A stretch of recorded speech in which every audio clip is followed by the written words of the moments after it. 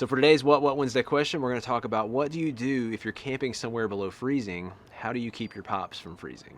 What, right? So especially this time of year, it's definitely got cold enough here in Tennessee where our pops would have frozen. We probably would have had issues. And I know a lot of our viewers and a lot of people we've talked to are in some serious below zero type weather. So one thing to know about RVs is they can be used in cold weather. Now, that's just a general statement because you've got a lot of differences between how well different RVs are insulated.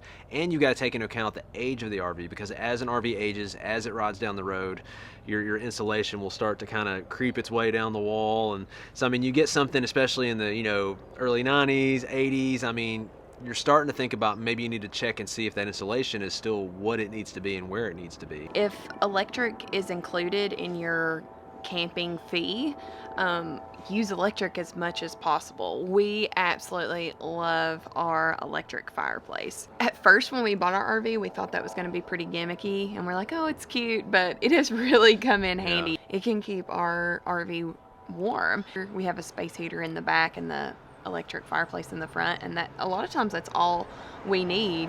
I mean, man, unless it gets below 30, I mean, we're definitely good with just those two in our RV. What you have to worry about the most is the propane to heat underneath the RV where the pipes are. So once we get that low, then it will just kick on and kind of heat underneath the RV, and then the rest of the time all we just use is electric.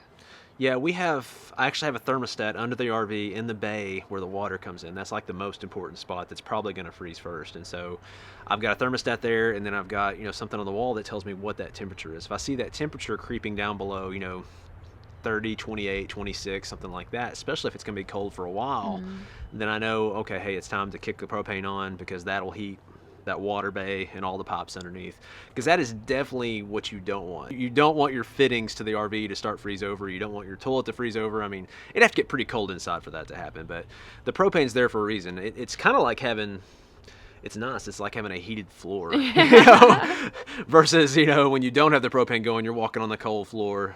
It's not as fun. Because the temperatures in Tennessee so far haven't dipped below, 25, 20 degrees too often, we haven't had to use that much propane where we're at, because we're lucky that the electric is included. If the electric is not included, you may have to balance out, hey, is it better to use electric or propane? But I mean, it's definitely going to get into some money either way. But with a house, you'd have to pay, more when it's colder like that anyways. Something else you can do, and this will help with the cold floor a little bit, you can put a skirting around the RV. One of our neighbors just went and bought some plastic and some, a way to attach it underneath, and he just attached the skirting all the way around the outside. And what that does, that keeps that airflow from going under the RV, and it keeps the floor from getting so cold, the pipes from getting so cold. I mean, I would doubt it'd make a 5 to 10 degree difference right away, maybe more than that, to put that skirting around. But that is a hassle to buy it and attach it and do everything, so we haven't, because we're not staying. Right. I mean, if you were settling in for the winter somewhere, that is definitely something that we would do, or we would suggest. I would say it's like a for sure. If you're somewhere where it's going to get down in the 20s or lower, and you're there for a while, I would do it. Yeah, but we plan on leaving in January, and so we didn't find it necessary. Some people even buy insulation panels and put them on their slides. That can help some. You can get the plastic seal wrap or blankets and put it around your windows. You can, as far as the stuff on the outside, now this is something you want to do first. Probably should have started with this. You really want to make sure your water hose is insulated with some sort of heat tape. We insulate ours with heat tape, and then we also wrap it up in foam insulation as well. And you can buy a heated water hose all in one. We just opted not to because we already had the water hose. But if you're looking for another water hose, that might be an option. The sewer, we don't insulate.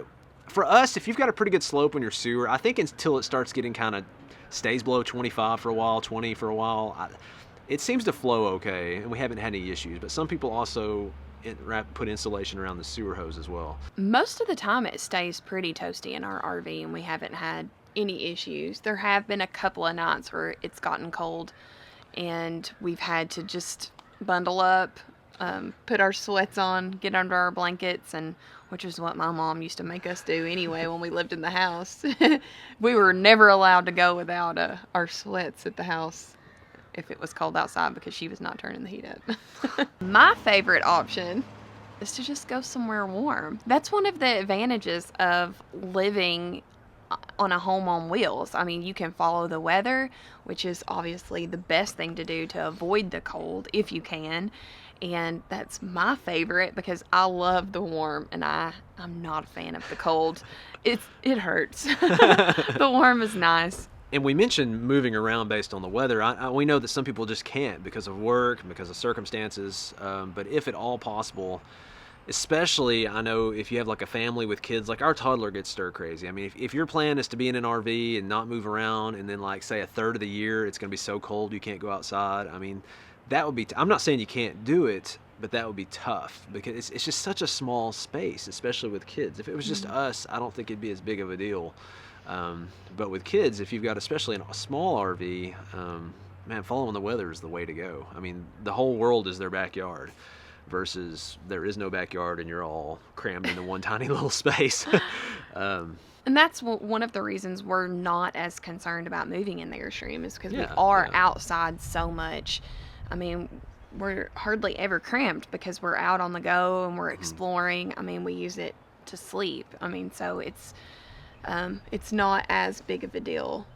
Yeah, I think if we get to the point where we want to stay somewhere long term and we know we might be in cold weather more often, then we would go with something bigger that was more comfortable than the Airstream. A lot of people just stay in their house or in their RV most of the day. And yeah, if that's what we were going to do, this is a terrible decision, especially in the winter.